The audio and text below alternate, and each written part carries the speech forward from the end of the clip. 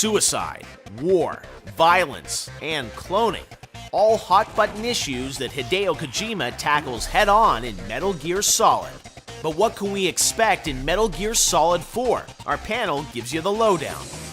Where is Solid Snake's journey going to take him in MGS4? Everybody that's followed this will be pretty impressed with how it all turns around.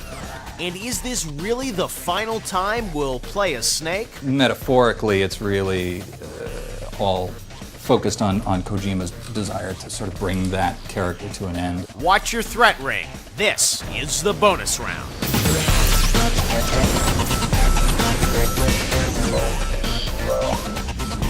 Hey everybody, welcome back to the bonus round in our Metal Gear Solid 4 Guns of the Patriots Special Edition. We're talking about the game, which is coming out in just a few weeks. I've got an all-star panel to discuss it, including Croal from Newsweek, the voice of Snake himself, David Hayter, and Rob Smith, the editor of Official PlayStation Magazine. All right, let's get into the nitty-gritty of Metal Gear Solid 4. David, why don't you kick it off, since you've been living Metal Gear 4 for when did you record the first voices for this game? Wow. We started in February. It took till October. Wow. So it was quite a haul. It's a full year. Wow. Yeah. So Snake, I think when we first saw images from this game, the first trailer, very interesting image of Snake putting the gun in his mouth. People were sort of wondering, what, and Snake looked older in this game. What is Snake's journey in Metal Gear Solid 4? I mean, where is the character? I don't know that I can tell you any of that. I don't know what I'm allowed to tell you and what I'm not. Is he I'm suicidal? Not sure.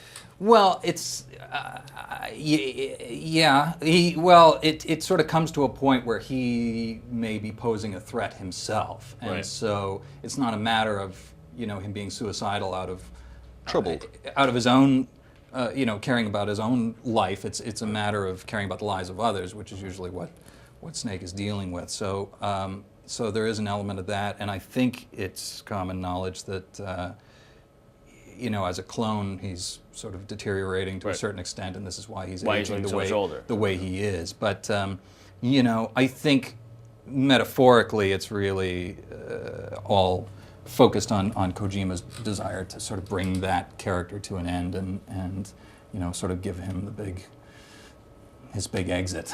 So do you have the final Snake soliloquy that we'll see at the end of Metal Gear 4? I can't tell you. but did you play Snake any different in this game than you did in the previous ones? Yeah. It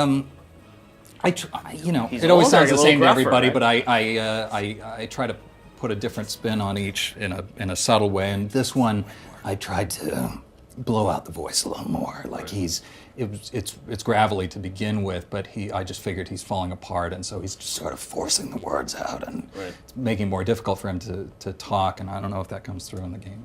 Does it, Rob?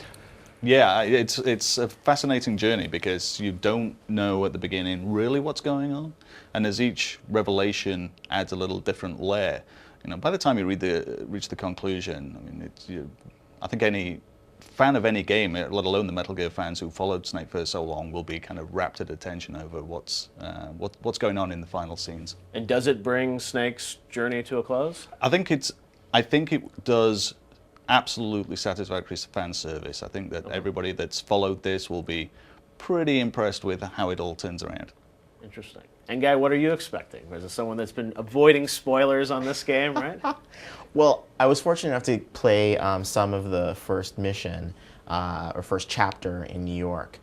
They came to my office with the game, and then I had to go to their offices, their PR firm's offices, and play some of the game. Right. And I was really impressed. I don't like playing games in that situation because you sort of feel like pressure to get through it as much of it as possible. So I try to play it fairly leisurely, but one of the things I really dug was the sense of feeling like you're in a war zone and that the actions you take will have an impact on how people react to you within the war zone. So that's that thing that Kojima wanted to do, to give you the feeling that you're hiding in plain sight and what it means to hide in plain sight and sort of take on sort of moving cover and allies and switching sides and all that, I think really comes through pretty strongly. It's a pretty effective mechanic.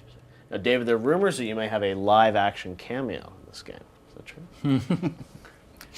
That is true. Really? Yeah. We'll see David Hayter in this game? Yeah, you will. I'm not I'm not 100% on my wardrobe, but It's a he's futuristic obviously Hayter. seen it. Yeah. Well, they said it was futuristic. I said, oh, I had this jacket in the 80s, so I don't know how that counts as futuristic. But Right, but there are some live action sort of there are some sequences. there are some live action things that they shot with this other director that were pretty cool and sort of funny. It's just part of the surprise that sort of kicks it off in the first place. You don't have to wait too long to find out what's going on with that. Right. It's one of the nice things about the way Kojima approaches games is that I think he takes it just seriously enough and doesn't forget to have fun. It breaks that fourth wall. Right? Break the fourth wall, have fun with the medium, and have fun with interactivity.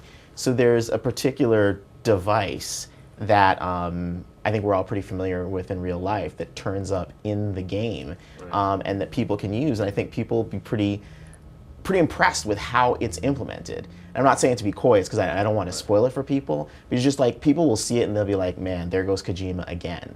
You know, and it's just kind of, I think there's something of a similarity with that and Rockstar. I mean, they've got the cell phone and the way the cell phone turns up and that kind of thing, and the way that pulls you in. I feel like the device they've added to this game. Are you referring to the iPod?